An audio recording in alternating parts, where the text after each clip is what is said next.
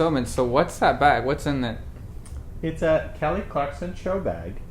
And there's a Kelly Clarkson show mug, and another Kelly Clarkson show mug. And there's a letter from Kelly Clarkson. What? Where did you get that? Nowhere.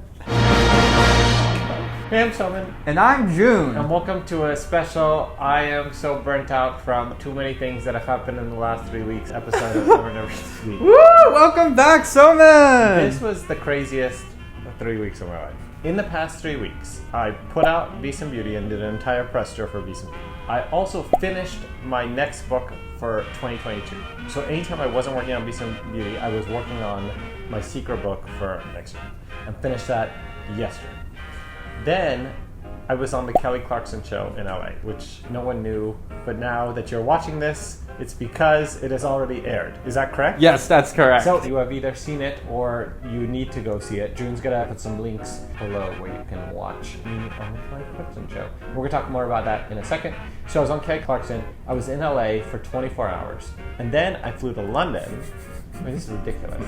I flew to London to throw a party for the School for Good and Evil cast. And I got to see Paul Feig, and we're going to talk all about everything. So let's go one by one. So let's start with Beast and Beauty. That press tour was wild. I don't think I've ever done that much press in my life. Like, I was in a lot of publications and things that I've loved since I was a kid. It went really well. Because of all of you, it's been on the New York Times bestseller list now for 3 weeks straight. And I just want to thank all of you for supporting the book and continuing to be such amazing readers, because if you don't read it, then I basically am writing for myself in June.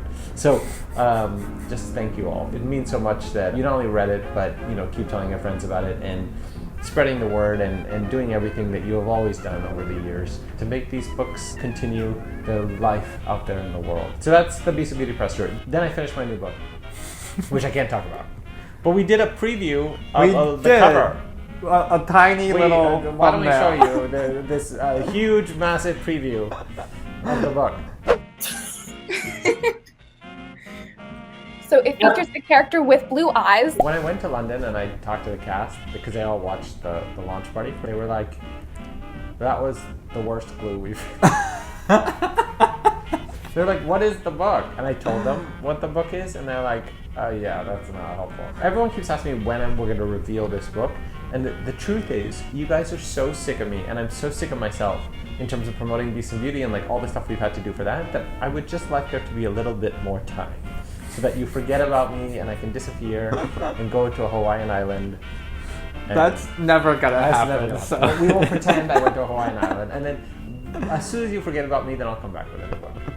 So then we did Kelly Clarkson. And Kelly Clarkson was the coolest experience and scariest experience I think I've ever had. So how was the day of filming? Walk us through from you waking up and oh my god, I'm gonna be on national TV today. So I woke up at 6. Then I went to work out because I felt like when you're gonna be on TV, you need to be jazzed, right?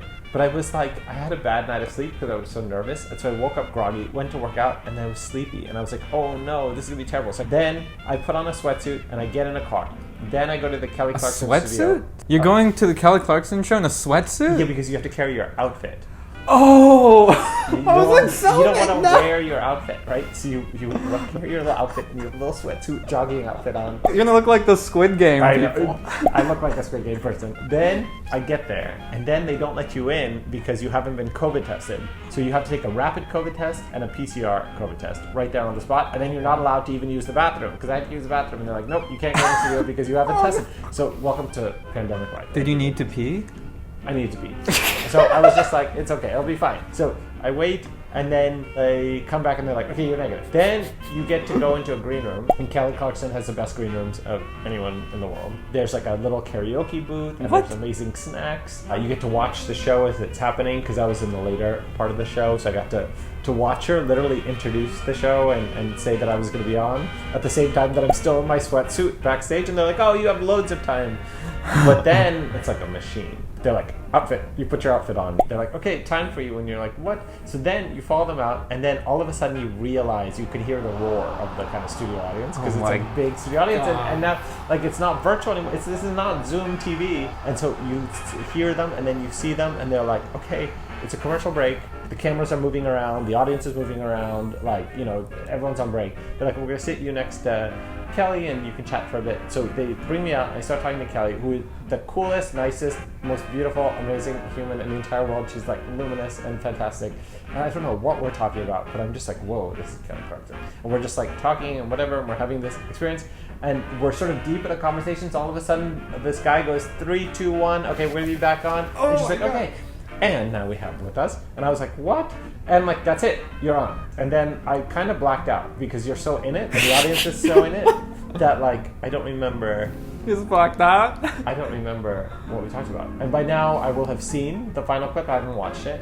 I don't know what I said or what I did. So if I get canceled, oh no. Oh no! Suppose this will be an artifact. So that was Kelly Clarkson. Kelly Clarkson. And then I had to fly to London. I had 2 missions in London, and I was really sort of clear about what I needed to do, which was I need to finish my book, I need to hang out with the School for Good and Evil cast, because now that COVID had kind of receded a bit, we were able to go out into the world. The first thing I did was meet with Paul Feig, our incredible, amazing director, who we're so lucky to have, and who the School for Good and Evil movie would not exist without. I went to visit him in the edit bay, and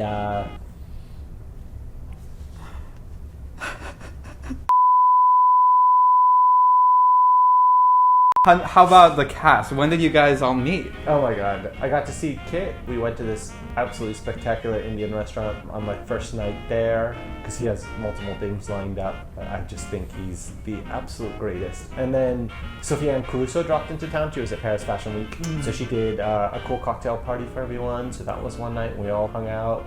And then I threw a party at a cool restaurant in Chelsea in London called Bluebird, you know, with Paul kind of as the guest of honor. And for the first time, it was like a true reunion. Because a lot of the casts are in different places, like within the UK. Like obviously, you know, some people in America couldn't be there, like Sophia Wiley, because to come over all the way.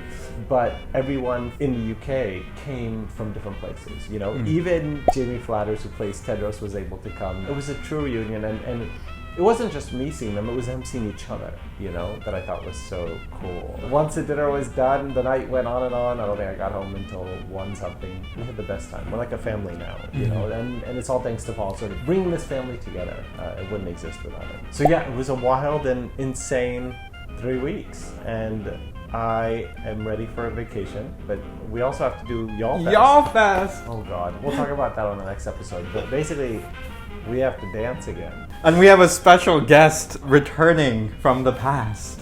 He's gonna be on the next episode of EverNever TV. Yes! Alright. Alright, we'll see you guys next week.